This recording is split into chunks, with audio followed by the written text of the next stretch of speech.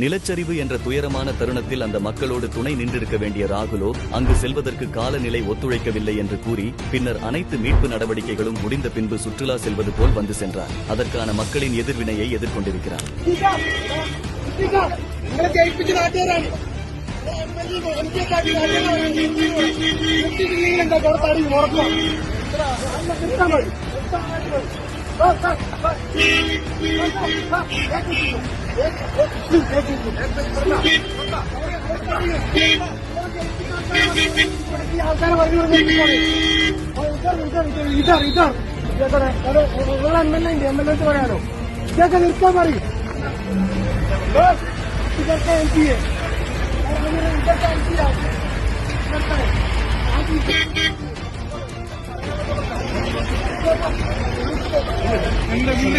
പുറത്തിറങ്ങാൻ പറ്റില്ല. നിൽക്കണമെങ്കിൽ ഒന്നിനോടെ ഇവരെന്തിനും ഒന്ന് കാണുമ്പോൾ കഴിയാക്കാം. എന്ത് വേണം വണ്ടി വന്നിട്ട് മാന്താനും പാന്താനും.